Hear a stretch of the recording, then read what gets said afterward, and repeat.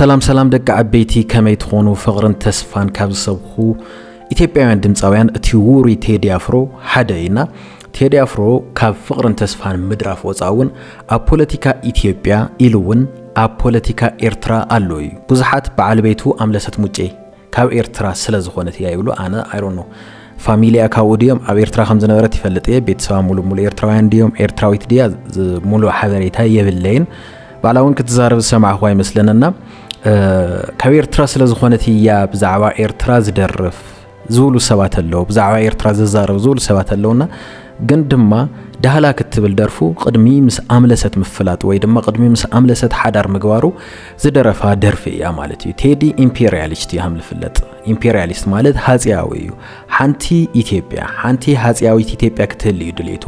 ንነገስታት እውን ክብር ኣለዎ። ሃይለ ስላሴ ወይ ድማ ግርማዊነት ወይሉን ሃይለ ስላሴ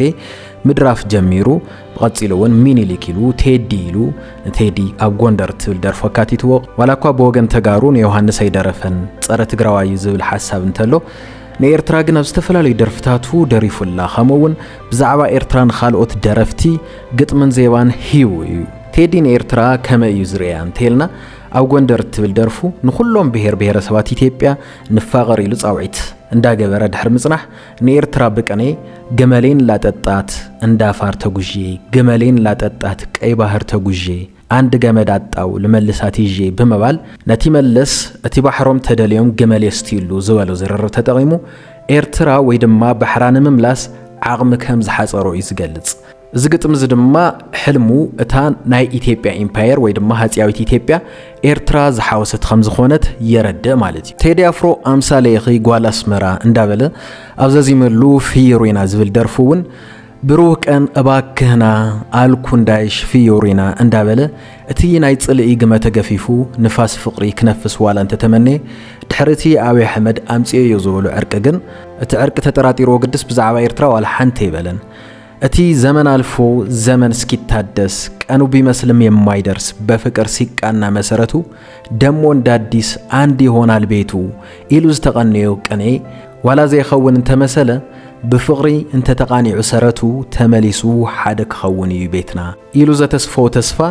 በአብይ አሕመድ ዝኸውን አይመስሎን። ምክንያቱ ድማ ማን ዘንዲደር ኢሉ ዝደረፈላ ትግራይ ዘግለለ ዕርቅ ምዃኑ ዝተረዳ ይመስል። ቴዲ አፊዮሪና ካይን ያራቀሽ መንገድ ያጎዳና ወስዶ ቢነጥልሽ ጓል አስመራ ጋራው ቢከልለን ያተራራ አትወጪም ካሳቤ ፊዮሪና በመባል ቢነጥልሽ ተነጸለኪ ጋራው ድሚ ጎቦ ወይ ድማ ማለት እዩ ቢከልለን ያተራራም ሕዝውን ዝዝኸለለና ግድሚ ዝዝኸለለና ጎቦ በመባል ነቲ ፈላሊና ዝብሉ ኃይሊ በሚስጥር ይጠቅስ እዩ።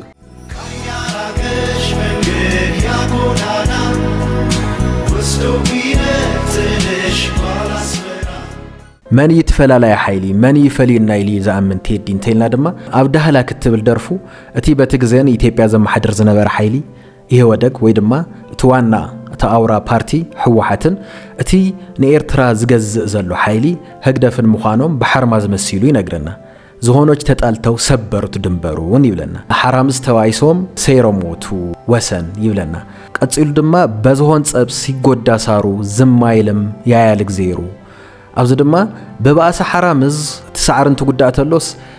ይርዩ ግዜር ሱቀ ይብልን ዝብል ሐሳብ ዝሓዘ እዩ። እዚ ድማ ጽልኢ ወይ ድማ ፍልሊ ኢትዮጵያን ኤርትራን ብደንቢ ከም ዘይተረድኦ የገንዘብ ወይ ድማ እቲ ጽልኢ ናይ ህወሓትን ህግደፍን መሲሉ ክትረኽ ደሊሎ ማለት እዩ። ጽልኢ ኤርትራ ምስ ኢትዮጵያ ግን ምዛ ሃጽያዊት ኢትዮጵያ ምስታንሱ ሰብኻ ክትምለስ ኢሉ ዝደልያ ኢምፓየር ምዃኑ ወይ ዘንጊዕወሎ ወይ ክቕበሎ ይደልየን ማለት እዩ። ምክንያቱ ናይ ኤርትራ ጽልኢ ምስ ኢትዮጵያ በህወሓት ጊዜ ይኾነን ጀሚሩ እቲ ነዊሕ ዓማውቲ ቃልሲ ገይሮም ዝተዓወቱሉ ዓወት ካብ ኢምፓየር ኢትዮጵያ ወይ ድማ ካብ ሃጽያዊት ኢትዮጵያ ነፃ ንምውፃእ ወይ ድማ ሉዓላዊት ሃገር ንምውናን ምዃኑ ዘንጊዕሎ ወይ ድማ ክቕበሎ አይደለየን። ስለዚ ቴዲ ትጽልኢ ኣብ ሞንጎ ቲፒኤልኤፍ ወይ ድማ ህወሓትን ኣብ ሞንጎ ህግደፍን ኣምሲሉ ክትርኽ ድሌት ሓዲርዎ ኣሎ። መብዛሕቲ ጊዜ እውን ብኢትዮጵያውያን ከምኡ ዝትረኽ ንኢትዮጵያ ንኤርትራ ካብ ኢትዮጵያ ገንፂሉ ዝሰደዳ بوغن إيرترا زلو ويدما إيرترا منت أبزغنقنو زل حساب يردني إيرترا كاو قدما نايو على هاجر يعني رازل ترخم زل يردني قندما بمينيليك كيزي زتفليت إيرترا ኣብ ታሪክ ዓለም ወናሙ ስለ ዘሎ በሚኒሊክ ጊዜ ንጣልያን ኣሕሊፍ ተዋሃበት ኤሪትሪያ ንሳ በሚኒሊክ ተዋሂባ ዝብል እምነት ከኣምኑ ድሌት የብሎም ኢትዮጵያን ኢምፓየር ዘቐንቀሙ ሰባትና ህወሓት እዩ ገንፂልዋ ገንጣይ ዝብል ሓሳብ ኣለና ሆም ዓይነት ሓሳብ ስለ ዘለዎም ከኣምኑ ኣይደልዩና ናይ ቴዲ ሓሳብ ነውዚ ከምኡ እዩ ዘንጸባርቕና ቴዲ ንኤርትራ ዝርያ ብህወሓት ተቆሪሳ ዝተፈለየት ሃገር እምበር አካል ኢትዮጵያ ዝነበረት አካል ኢትዮጵያ ኮይና ድማ ትቅጽል ብናቱ ሐሳብ ሆሞ አይነት ሐሳብ ይዘለው ማለትና በሐፈሻ ግን ዳህላ ክትብል ደርፉ በተኾይናት ምክንያት ዝተበተነ ስድራ ተስፋስኒ ይቆዩ ፍቅር ዘሪዩ ቂምታን ከይሐድር ብዙሕ ነገር ገይሩ ሞኪሩ ናይ ዋዕላ ዓቅሚ ዝገርም ናይ ጥበብ ብቃት ድማ ተጠቂሙ ዜማን ተበልና ግጥምን ተበልና ብጣዕም ዝገርም እዩ አውዛ አፕሪሺየት ይገብሮየ በወገነይ ግን همዛ አይነት ደርፊ በወገን ኤርትራ ኾነ በወገን ትግራይ ዘይምስምዐይ ወይ ድማ زي مسروحو زغرمي ማለት በጣም ይዝግረም አንና ተጋሩን ኤርትራውያንን አምደማይን ቂምታን ተንጽመድ ደቂ ሀጺያዊት ኢትዮጵያ ዓቅም ክሳዕ ዘዋህልሉ ፍቅሪ በመዝያም ሶፍት ፓወር ይጥቀሙ ነይሮም ፍቅርና ዜሙ ሶፍት ፓወር ይጥቀሙ ነይሮምና ብዙሓት ደረፍቱን ሆም ይገብሩ ያማ ብዙሓት ጽሑፋቶም ወን ኤርትራ ካቲቶም ና ኤርትራ ገጸ ባህር ካቲቶም ይሰርሑ ያምና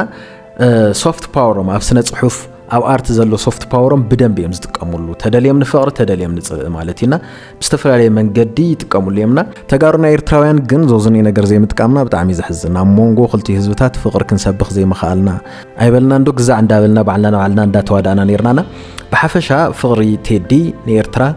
ካብ መሊስኻ ምግሃድ ሃጺያዊ ኢትዮጵያ ዝመንጨው ይዝብል መጠቃለል ሐሳብ ይዘለንና አብዙ ጉዳይ እዚ ሐሳብ ተሐሊኩም ኣብ ኮሜንት ቦክስ አቅምጡ ላይክ ሼር እና ሰብስክራይብ ንምግባር ይትረስዑ ይመችየኩም ደቃ አበይቲ እንስተጻኒዛ ቆማ ከመርከቡ ላምላክ ብትነግረ ጸጣለ ወጀቡ እንዲነው ህልሜ ሲፈታ ለህፃን ነፍስ ሲራ